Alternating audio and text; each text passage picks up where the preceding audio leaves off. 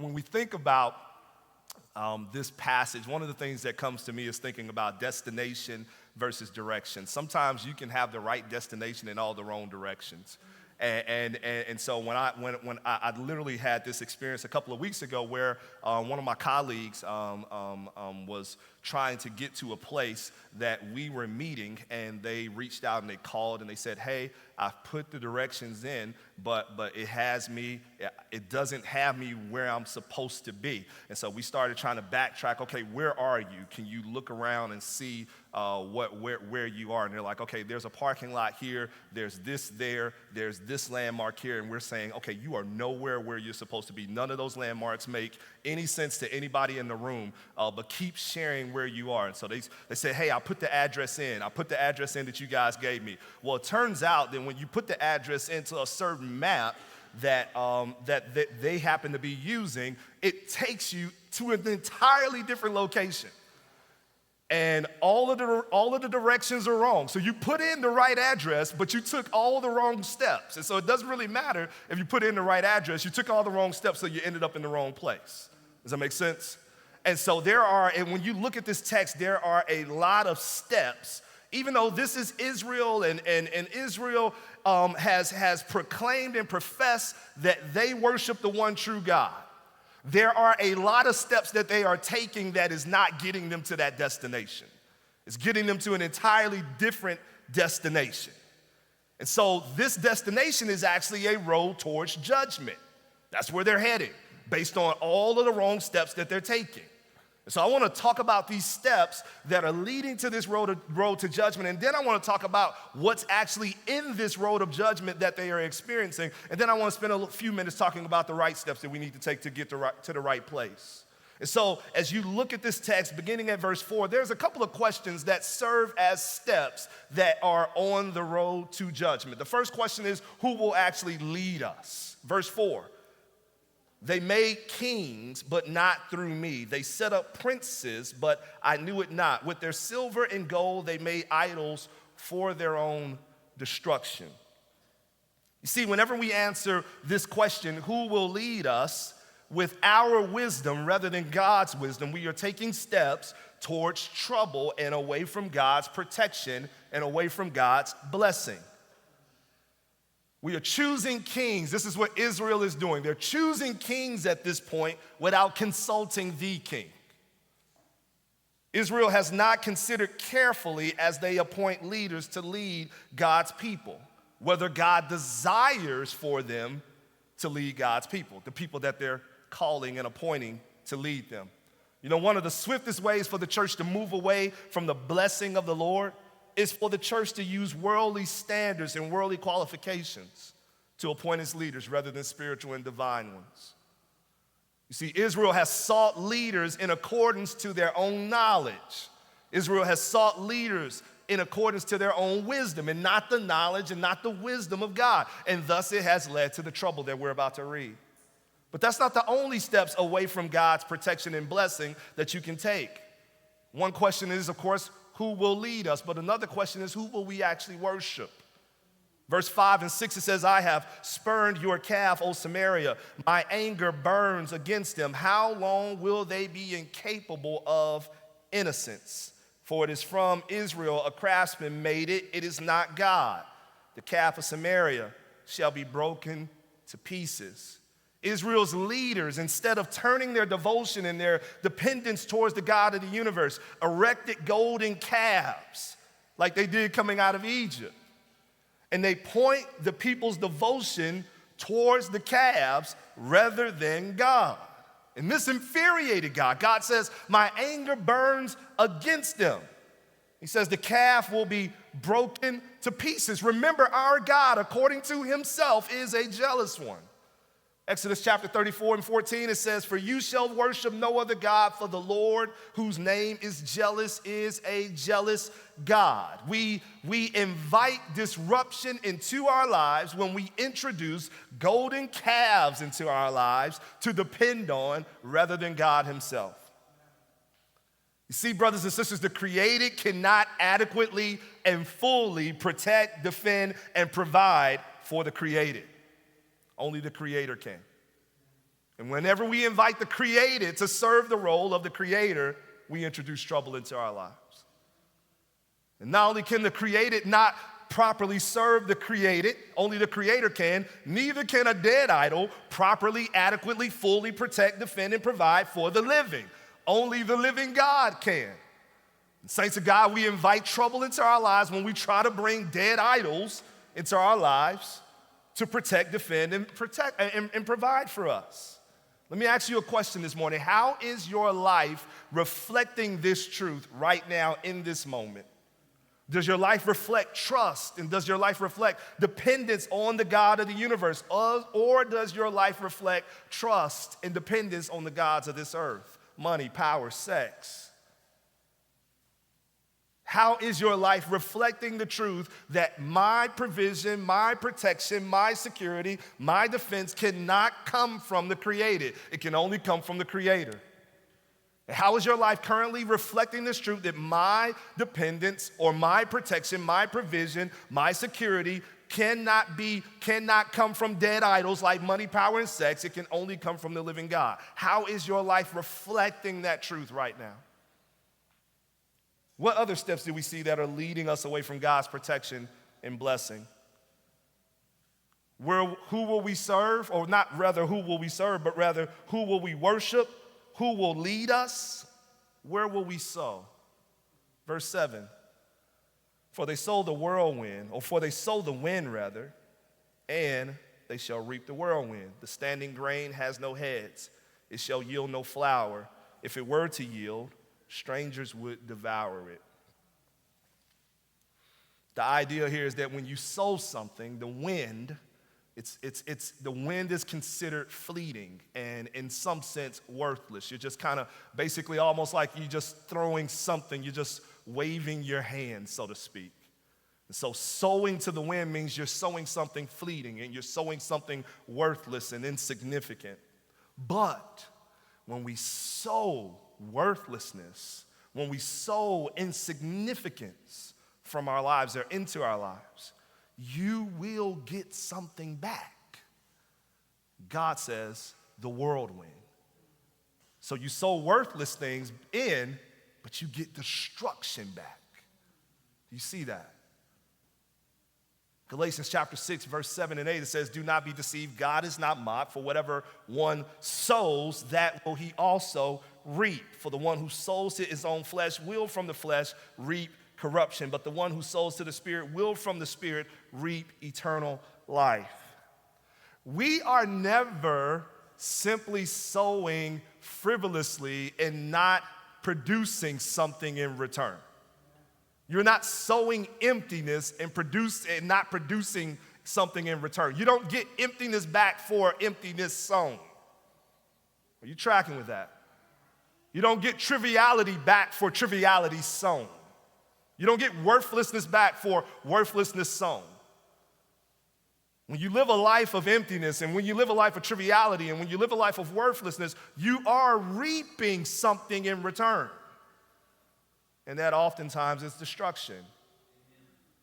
You see, if we live lives sowing to idolatry or sowing to the fleeting or sowing to the insignificant or sowing to the destructive, whether it be destructive relationships, frivolous lifestyles, we will eventually reap from that sowing.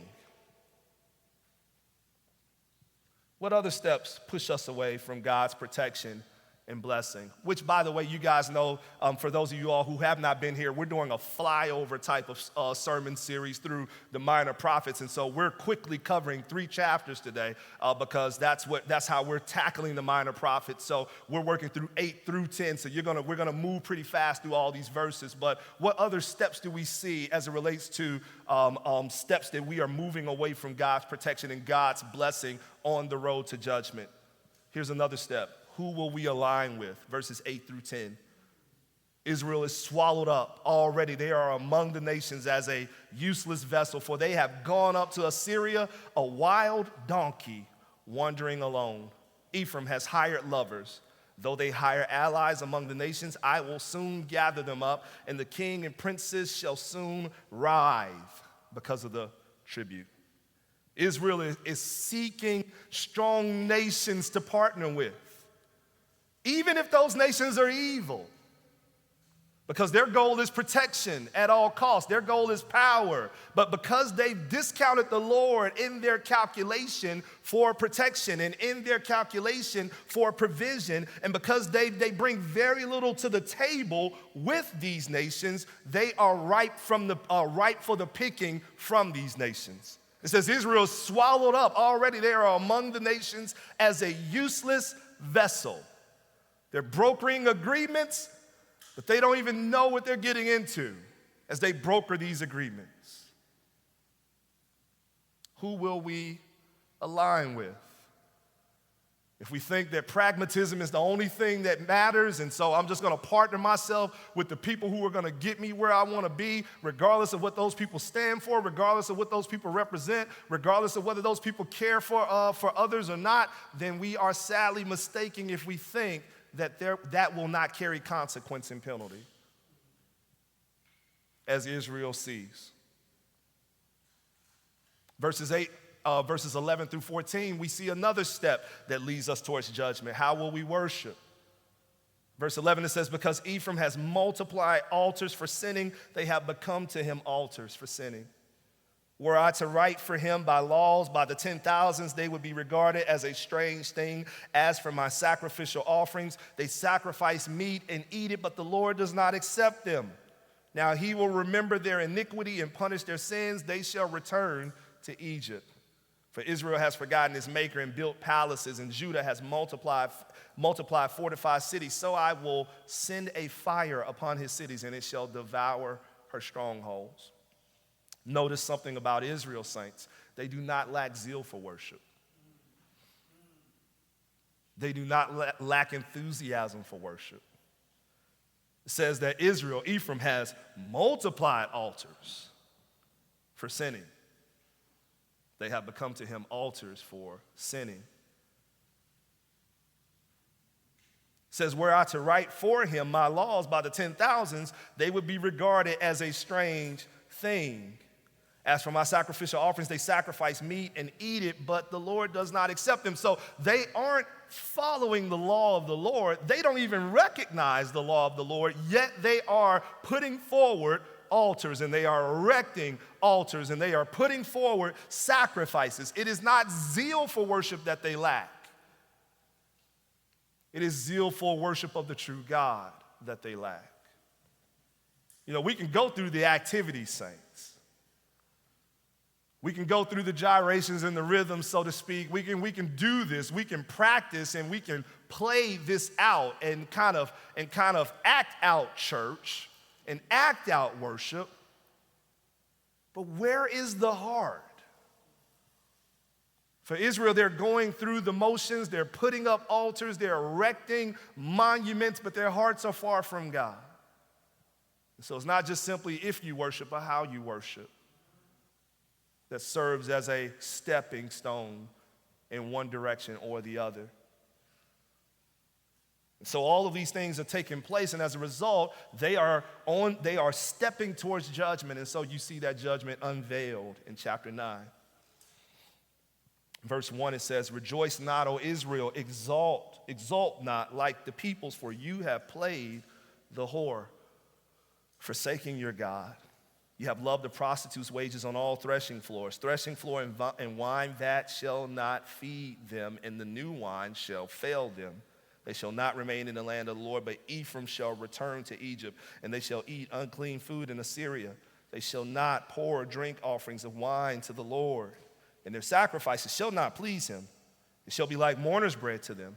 All who eat of it shall be defiled, for their bread shall be for their hunger only. It shall not come to the house of the Lord. What will you do on the day of the appointed festival and on the day of the feast of the Lord?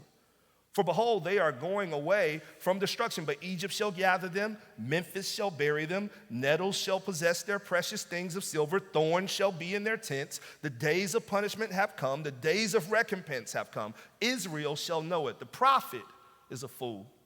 The man of the spirit is mad because of your great iniquity and great hatred. The prophet is the watchman of Ephraim with my God. Yet a fowler snares on all his ways, and hatred in the house of his God. They have deeply corrupted themselves as in the days of Gibeah. he will remember their iniquity. He will finish their sins. This is a very complicated passage. This whole 3 chapters has a lot of complicated language in it. And what are we to make of this? Well, in verses 1 through 9, the prophet reveals that when our hearts are ultimately turned away from God, as we have seen in chapter 8, our uninspired worship of God only moves us from vibrant life to walking dead. The feasts and festivals we see first that were created to be a place of worship of God with joy were now void of joy and ultimately void of God because they were void of true worship of God. In fact, God says, take joy in these festivals no more. Don't rejoice. This is a time. Now, the festivals are supposed to be a time for rejoicing. But here God says, don't rejoice anymore. Because as you exercise your activity in these festivals, your heart has turned far from me towards other lovers. The threshing floor and the wine vat were places where the produce of the field was taken to be processed and prepared for consumption and enjoyment. The grain to the threshing floor for wheat, and the fruit to the vat for wine. It was believed to be a very public place, these places, and a gathering place even during festivals.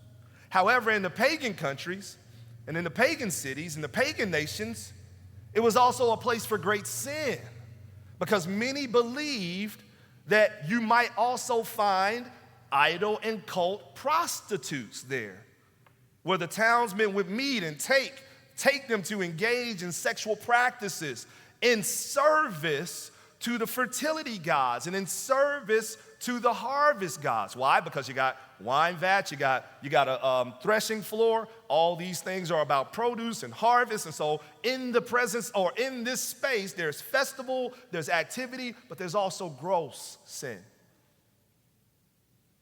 And so they would leave not only sexually gratified, but they would leave with the expectation and the belief that their harvest would be plentiful because they participated in these acts.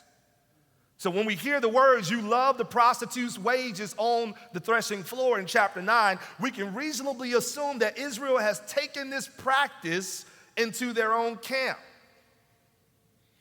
among other sins that they've taken into their own camp.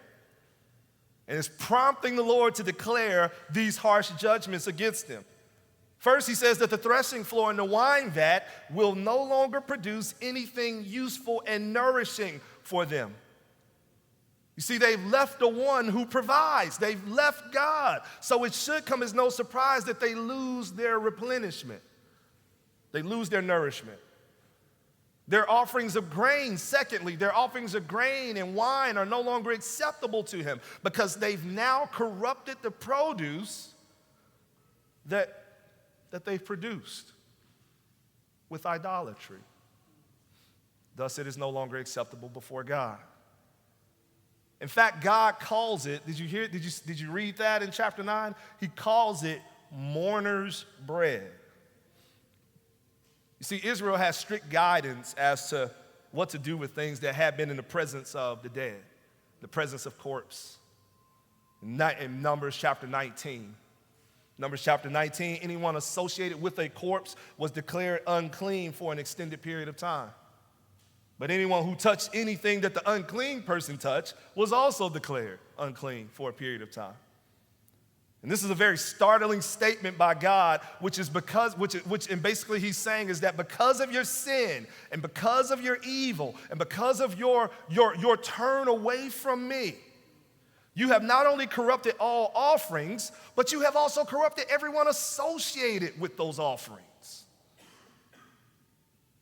See, saints of God, because we have to anticipate or we have to realize that when the religious life is absent of God's presence and absent of God's worship, it can have a corrosive effect on everything around it.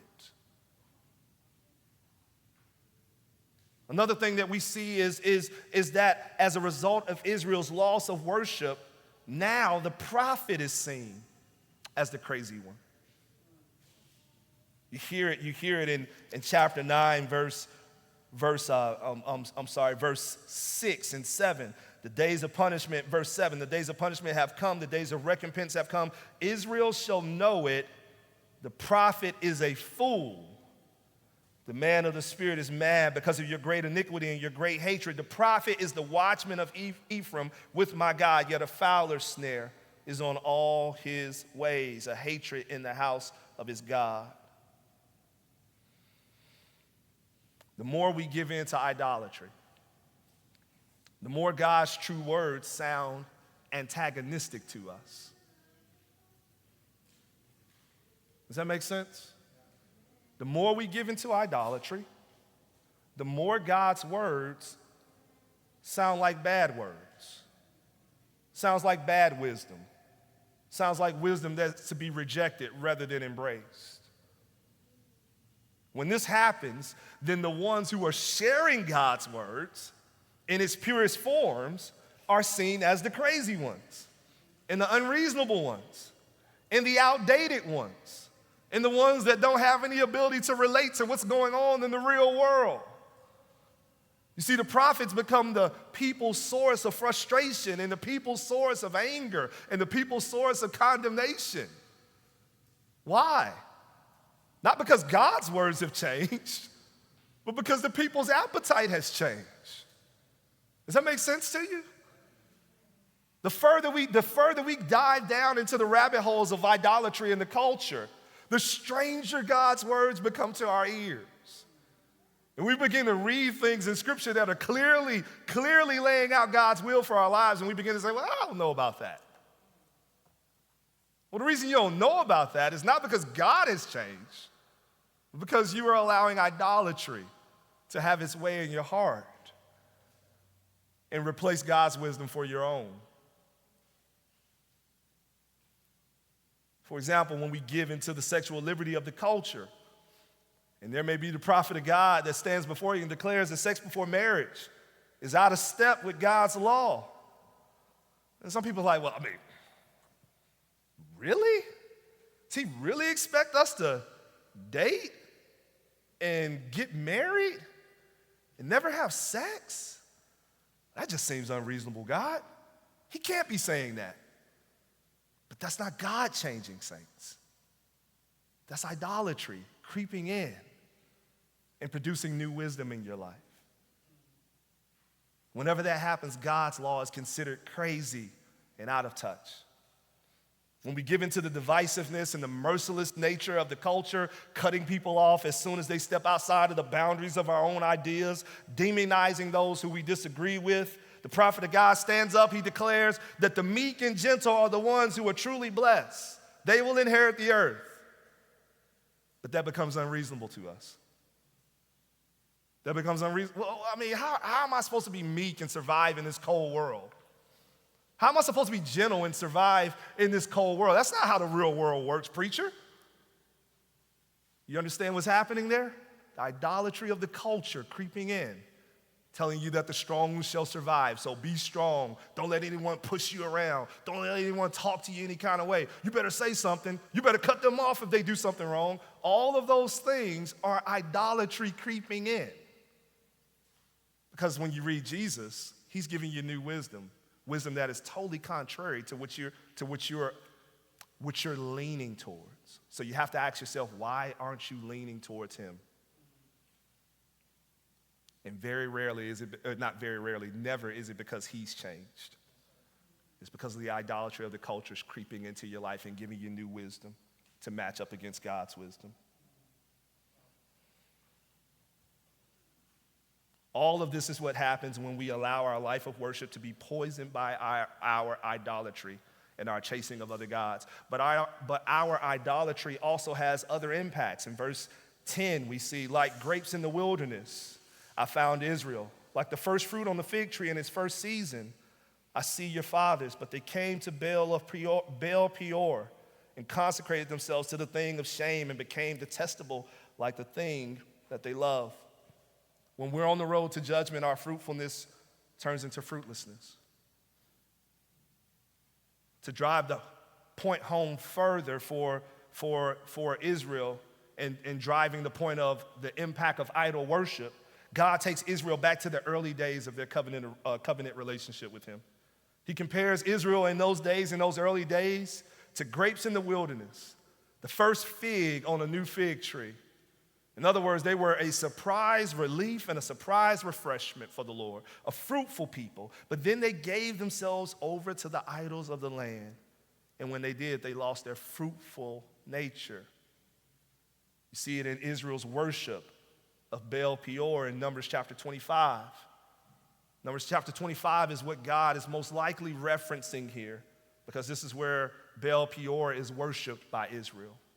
In Numbers chapter 25, verses 1 through 5, it says, while Israel lived in Shittim, the people began to whore with the daughters of Moab. These invited the people to the sacrifices of their gods, and the people ate and bowed down to their gods. So Israel yoked himself to Baal of Peor.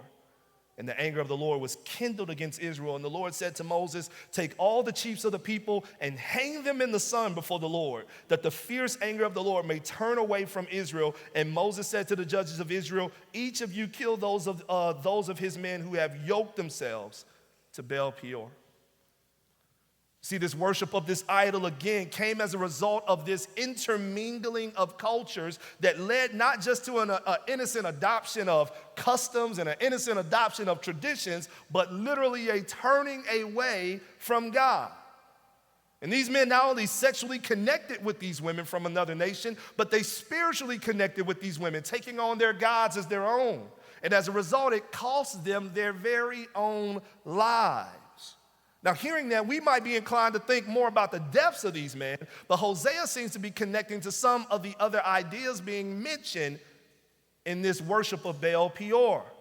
See, Baal Peor also appears to be connected to fertility and harvest. Again, this ideal of worship as harvest and worship in fertility. Baal Peor is the same thing, meaning that these sexual acts were intended to lead Israel to a more fruitful harvest. But instead, the idolatry carried them farther away from fruitfulness to fruitlessness. Their idolatry actually had the exact opposite effect that they intended for it to have. They were committed to idolatry in hopes that they would be fruitful. But in their commitment to idolatry, they became fruitless. Verse 11, it says, Ephraim's glory shall fly away like a bird, no birth. Listen to that. No pregnancy, no conception. Even if they bring up children, I will bereave them till none is left. Woe to them when I depart from them. Verse 14, give them, O Lord, what will you give? Give them a miscarrying womb and dry breasts. Verse 16, Ephraim is stricken, their root is dried up. They shall bear no fruit. Even though they give birth, I will put their beloved children to death. He's talking about this idea that this country, this nation wants to be fruitful, and in order to be fruitful, they are turning to other gods and pursuing other gods' ways in order to be fruitful. And so he says, if you want to turn to other gods in order to be fruitful, you will be fruitless.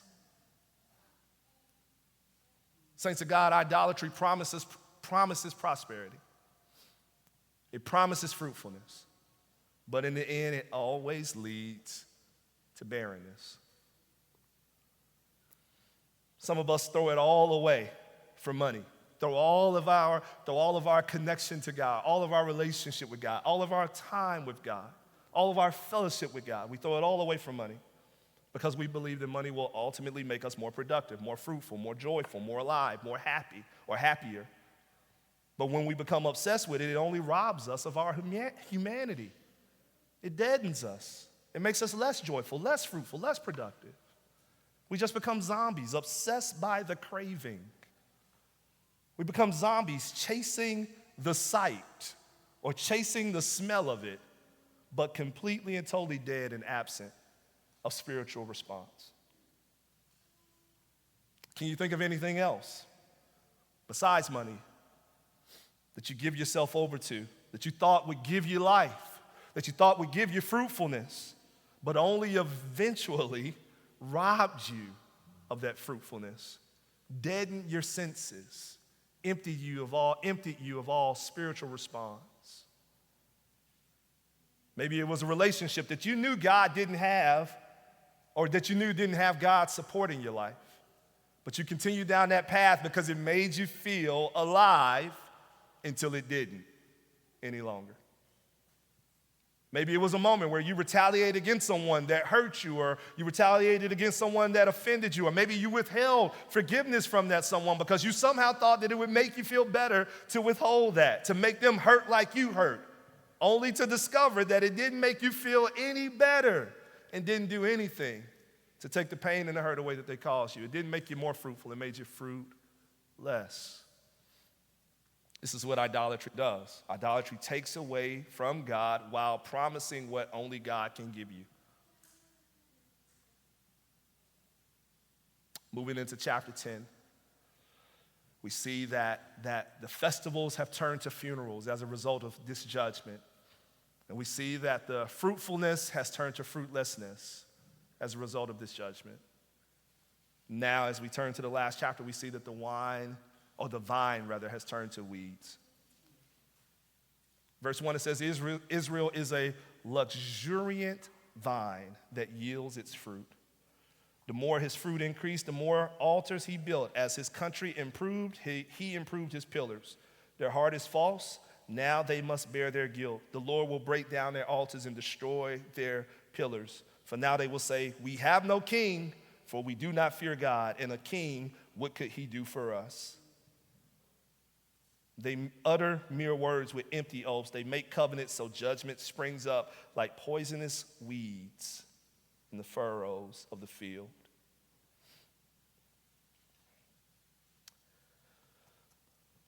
Israel was given plenty and blessed with more and more, but instead of that plenty being seen and absorbed and taken in and embraced with thanksgiving back to God, they redirected the plenty that they received back towards the altars and the sacred stones of the false gods.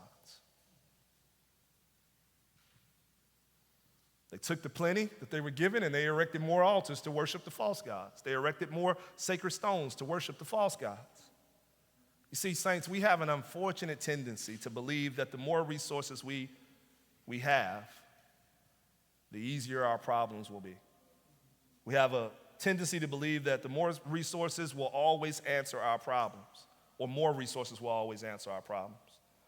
But there is oftentimes a greater likelihood that more resources will clearly unveil the problems that are present. Israel got more resources, they grew, they became a luxuriant vine. And that did not solve their issues. They just erected more altars for idol worship. I recall one athlete years ago, a pro athlete, declaring that the only thing money ultimately did in his life was more clearly reveal the character that lied underneath his poverty. If he was a slave to sex, the money only more clearly revealed his slavery. If he was bound by alcohol and drugs, the money only more clearly revealed it. The more resources he had available to him, the more his brokenness was revealed. Are you tracking with that? Israel's idolatry isn't answered by resources. It's heightened by the resources. Instead of the blessing of prosperity leading to a resurgence of pure and true devotion and true and pure worship, it instead leads to more false religion, more idolatry. Verse 2 points to the fact that the people had deceived themselves into believing, however, that they were indeed in God's blessing as they built more monuments to feed their idolatry. So in judgment, God humbles Israel by destroying all of the altars. He humbles Israel by destroying all of the sacred pillars and sacred stones that they erected. But he does not stop there. In fact, by the time God's done, we get to verse 3. And he says, for now they will say, we have no king, for we do not fear the Lord. A king, what could he do for us? In other words, they have sought long and sought diligently to operate outside of God and appoint for themselves a king with power and with influence who's going to make sure that they're protected and defended and provided for. And God says, when I'm done, there will be no king at all. And even with the king, when I'm done, you will look and you will say, it wouldn't matter if we did have one. We're facing God's judgment. And so it doesn't matter what person you appoint into this position. Our only help is him. If he doesn't turn his judgment away, it shall not be turned. So what of this great prosperous vine in Israel that declares, and maybe not in word, but in deed and heart, that they no longer need God? What is happening to this grapevine? We see it in verse 7. Samaria's king shall perish like a twig on the face of the waters. The high places of Avon, the son of Israel, shall be destroyed. Thorn and thistle shall grow up on their altars, and they shall say to the mountains, cover us, and to the hills, fall on us. This is the end of every man-made kingdom. This is the end of every single man-made kingdom that would seek to elevate itself above the true king of the universe. Pick the mightiest kings that you want. Look high and low. Israel thinks they have a great one. Here in verse 7, we hear that king shall perish like a twig on the face of the waters. The king doesn't stand a chance against this God. The altars, they built so many of them, remember? They had all this wealth, all this plenty. They were erecting altars everywhere. But those altars don't stand a chance against this God. If those altars are not erected for this God, those altars will come down. They will be destroyed. Saints of God, if we choose to chase and pursue other gods, if we choose to chase and pursue other idols, if we choose to make them our gods, if we choose to chase and pursue other kings and try to make them our king instead of the king, these are the steps towards judgment. This is where our steps of unrighteousness ultimately lead us. And so how do we fix this? What do we do? Verse 12, it says this. Chapter 10, verse 12. Sow for yourselves righteousness. Reap steadfast love. Break up your fallow ground. For it is the time to seek the Lord, that he may come and rain righteousness upon you.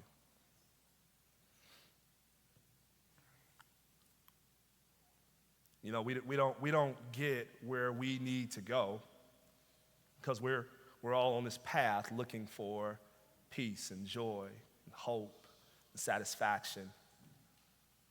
We're all on this path. We don't get there taking all of these steps away from God. We get there taking these steps towards God. Sow for yourselves righteousness. Reap steadfast love. Sow righteousness, reap steadfast love. Sow wind, reap whirlwind. Sow righteousness, reap steadfast love. Break up your fallow ground, the hardness of heart. The hardness of heart that tells you that you don't need God. The hardness of heart that says, I can do it by myself. The hardness of heart that says, yeah, let's find another political leader that can replace this king and lead us to green pastures. No, he says, break up the fallow ground, for it is time not to seek anything else, not to seek any other idols. It is time to seek the Lord, that he may come and rain righteousness upon you. Right destination, right directions. We get there by seeking the Lord. In fact, what we hear in John chapter 14, verse 6, is that Jesus said to them what? I am the way. I am the truth. I am the life. No one comes to the Father except through me. Saints of God, everything that we're looking for comes through the path of Jesus Christ. Don't believe the hype outside in this world that tells you that it's going to come through the path of more money, or it's going to come through the path of more influence, or it's going to come through the path of more power, or it's going to come through the path of better sex, or it's going to come through the path of, this man, or it's going to come through the path of this woman. Don't believe the hype. I am the way. I am the truth.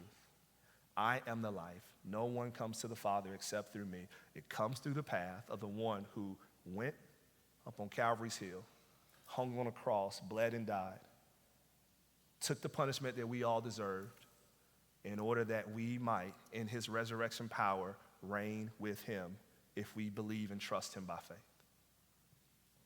It comes through that path. It begins by us simply acknowledging that it comes through that path and turning our attention and our affections and our pursuit away from all the paths that the world is directing us towards and towards the path of Jesus Christ. And on that path, not only do we have a right destination in mind, but we are on the right, or we are taking the right directions to get there. Let's pray. God, we love you.